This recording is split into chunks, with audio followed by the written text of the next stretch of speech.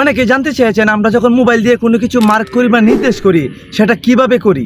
আজকের ভিডিওটা নতুন কন্টেন্ট ক্রিয়েটরদের জন্য খুবই গুরুত্বপূর্ণ। বিশেষ করে ইউটিউব বা অন্যান্য ভিডিওতে আমরা প্রায়ই দেখি কেউ একটা জায়গায় ট্যাপ করছে, কিছু একটা হাইলাইট করেছে। অনেকেই ভাবেন এর জন্য বুঝি খুব স্ট্রং বা অ্যাপস প্রয়োজন। আমি বলবো নো।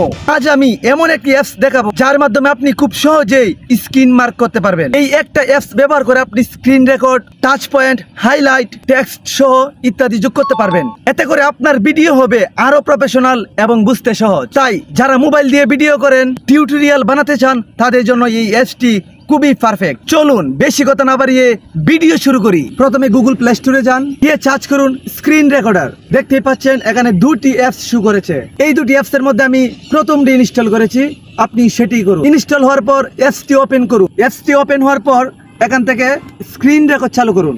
স্ক্রিন রেকর্ড চালু হওয়ার পর এখানে একটি আইকন দেখতে পাচ্ছেন যে সেকেন্ড এবং মিনিট শো করছে। এখান থেকে আপনি দেখতে পারবেন কত মিনিট রেকর্ড হয়েছে এবং ভিডিও কাট, পাস ছবি করতে পারবেন। কিন্তু আমার আজকের টপিক হচ্ছে কিভাবে মার্ক করে। মার্ক করতে হলে আপনার প্রথমেই যেখানে সেকেন্ড এবং মিনিট সেই আইকনে একটা টাচ করতে হবে। আইকনের উপর টাচ করার পর দেখতে পাচ্ছেন একটি ব্রাশের মতো একটি লোগো, সেই লোগো একটি ট্যাপ দিতে হবে। ট্যাপ করলেই অনেকগুলো মার্কিং অপশন আপনি দেখতে পারবেন। আপনি চাইলে টিক মার্ক, ভুল মার্ক এবং অনেক ধরনের ফিউচার আপনি ব্যবহার করতে পারবেন, যা আপনার ভিডিওকে করবে আরো আকর্ষণীয়। এইভাবে আপনি সহজেই ভিডিও টিউটোরিয়াল এবং গাইড ভিডিও আপনি বানাতে পারবেন।